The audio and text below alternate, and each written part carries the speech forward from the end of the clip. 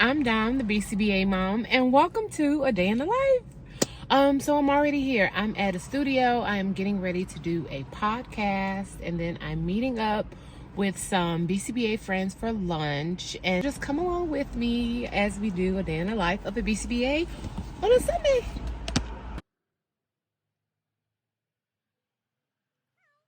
Cool. I think we should always take every opportunity, whether it be a podcast, speaking engagement, or whatever, to disseminate ABA and what it is that we do. So this is just fun for me. Like, this is fun stuff. But of course, we're going to talk about ABA. We're going to talk about being a BCBA. We're going to talk about how I became a content creator. Just all the things. So come on with me. Come on.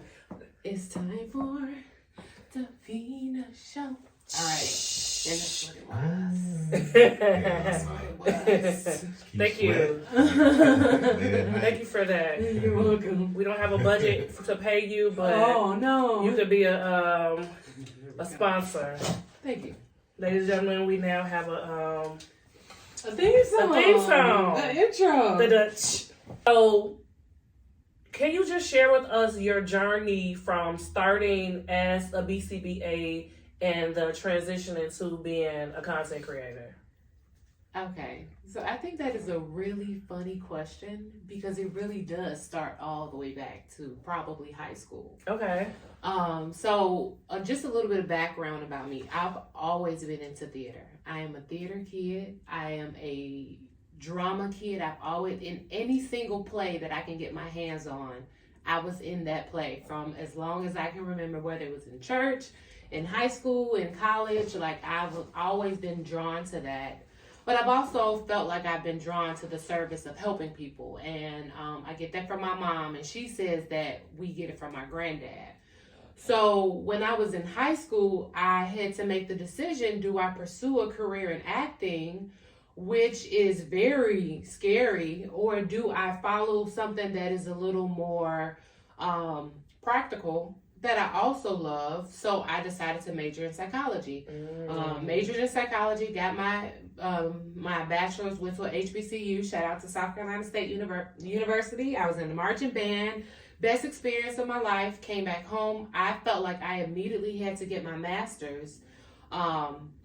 Because I knew just having a bachelor's in psychology just wasn't enough, especially coming back to Chicago. I was a mother at the time. I was a single mother at the time, and I just felt like I had to set myself apart and set us up. So I went back and got my master's in psychology, and really I just felt like I had to keep getting accolades to just combat any of the negative thoughts I may have had about myself for being a young mother or someone who didn't follow a traditional path. So it benefited me in the long run because the accolades do help. When you are a woman of color in a predominantly white domain, you can't take the fact that I have my credentials.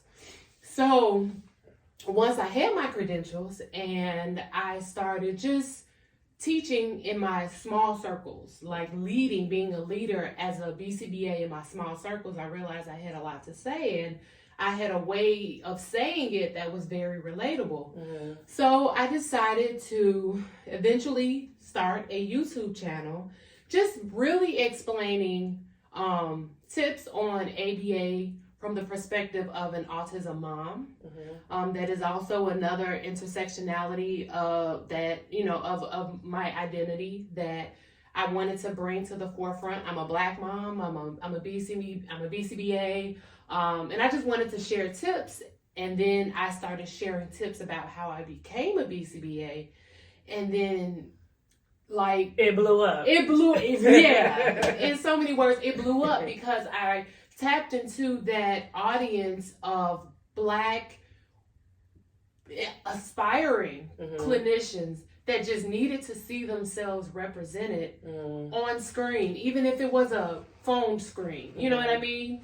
So that's how that transition happened. I decided, I kind of tapped back into that little girl who've always wanted to be in front of the camera and perform and in theater. I tapped into her and I got on camera and it worked. So it's meetings that I've gone into just as a consultant, and I'm sitting in the rooms with people, and at the end of the meeting they'll say, you know, I watched all your YouTube videos, right? How is that feeling? It's still overwhelming. Like, I still feel like, oh really? Like, oh my gosh, that's really not me. Like, I'm so ashamed. But that's because my online persona, I give a lot away because I want to be surrounded by people that look like me in my field. I want the people that we service to have Black clinicians to work with. And I like my job. I really do. And not to say that it's the best thing in the world, but if you are looking to be in the social service, mental health, psychology field anyway, you may not even know that this is an option that pays very lucratively, and that is just an amazing job. It really is. It's a fun job. I don't think we actually touched on what a BCBA is. We did not. Okay, so just, very quickly. Yeah. So a BCBA is a Board Certified Behavior Analyst. You have to have a master's in either applied behavior analysis or psychology or special education, and then you take additional coursework. Once you become a BCBA, you typically find yourself working with the autistic population, right? So adults, children with intellectual disabilities, autism, and you work with them as a therapist to help them meet whatever goals that they have in life. And that's where we typically find ourselves working. Me as a BCBA, I've always had a less traditional introduction into the field. So because of that, I always saw myself doing something different. So I do work with children with autism. I do work with adults with autism, but I've also done other things with my credentials outside of direct therapy, and that's what I try to promote on my YouTube channel, that you know, everybody doesn't have to do the same thing. Everybody doesn't have to meet the same need. So especially if you're as multifaceted as I am, and as creative as I am, like, we can do so many things. So that's just what I try to. So, good segue. Let's shout out our sponsors for today. Lavish on the Go by Lavish Soft Life, to remind our Black women to prioritize your self-care. And that's a great segue because you are a huge advocate for self-care. I saw that you had this amazing Botanical flower party that the whole town was talking about. So just like, where does that come from? Because you were practicing self-care when people wasn't practicing self-care. Yeah. It's like, girl, what you doing? You know, so like, what is some of your self-care things? Where does that come from? What brings Dominique fullness when it comes to the mental side of everything? So let's talk about the botanical garden party. Okay. Because it kind of like, that's a good way to kind of bring it all together. Okay, let's do it. I'm a movie buff. I said this, y'all. I watch an excessive amount of movies from the 90s, right? So one of my favorite movies is Dennis the Menace. And the whole movie was around this garden party that Mr. Wilson was having at the end of the show. Like, the whole movie was about the garden party. It was. And I was like, you know what? I'm getting older.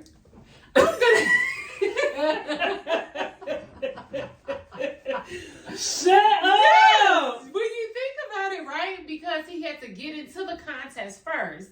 And then he had this beautiful flower that only bloomed at a certain time. Messed it up. He did. So anyway, I was like, I'm getting older, like Mr. Wilson and Mrs. Wilson. I'm gonna have a garden party, but that taps into me trying to romanticize my life. So because I've always watched movies, or TV shows, whether that was TV shows that had good, wholesome families, TV shows that the houses were beautiful, or TV shows that did activities, you know, I still keep those memories with me. So if I have those opportunities now as an adult, because I'm the adult, but I'm still a little childish, so I tap into that little child and I try to romanticize those pieces of my life and bring them to like a movie. Wow. And because I'm a content creator, I'm like, that's double, because there's somebody out here that thinks like me, and they're gonna like to watch this video when I create this content. Not Dennis the Menace, though. Yeah, Dennis the Menace was my inspiration. So I wanted to do a garden party. Another piece of that was I wanted to do a flower bar. I love flowers, fresh flowers. She does. And I always was like, oh, my husband, he don't buy me flowers enough. You know?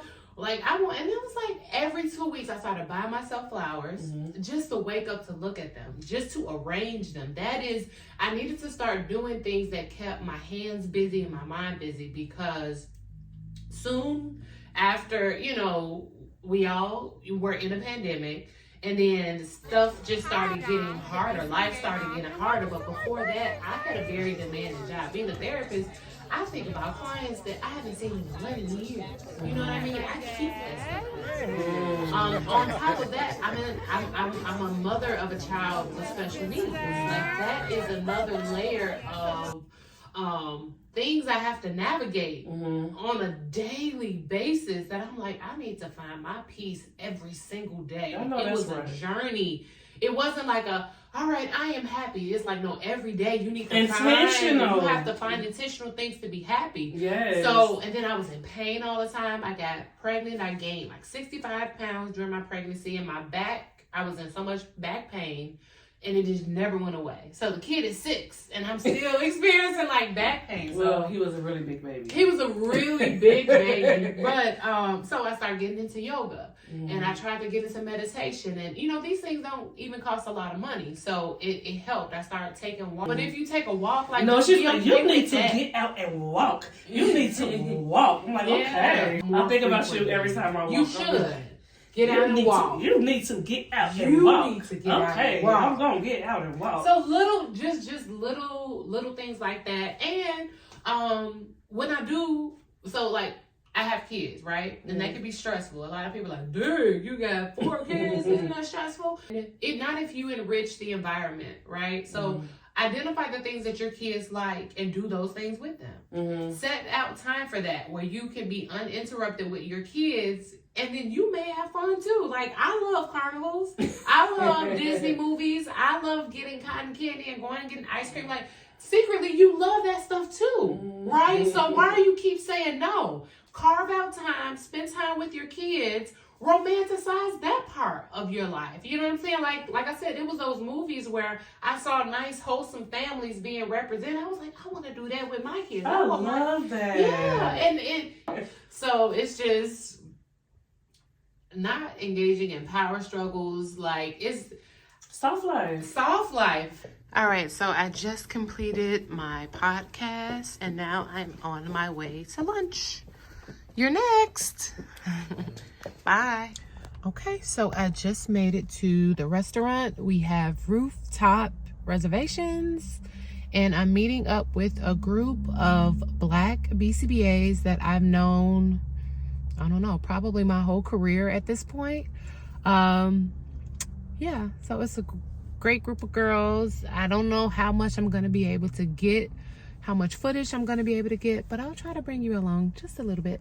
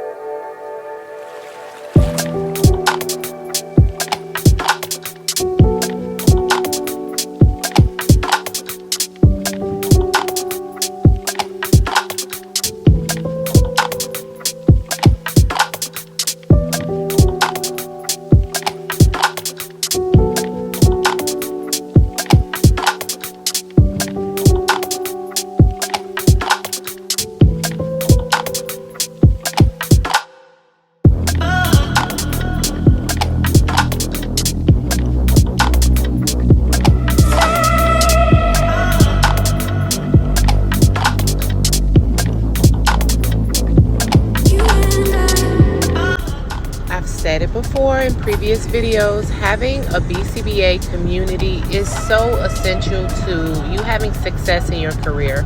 We try to get together at least a couple times a year to just talk, catch up, celebrate each other. We share resources with each other. We provide opportunity for each other. It's just one of my strongest circles, and I really appreciate it. So how often do you go to Iowa? Ooh, so you're doing like what Danielle did. That's cool.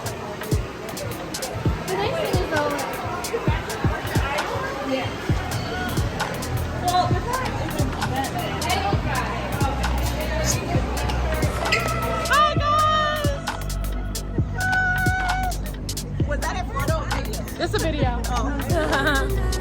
Oh, where are my glasses? Okay, we couldn't get enough of each other, So here we are. we had to come and go shopping. But yeah. I'm loving it though. I think I'm managing. Yeah.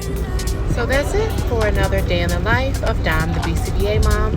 Please don't forget to like, comment, and subscribe, and tell me about your day in the life. What was your favorite part? Bye.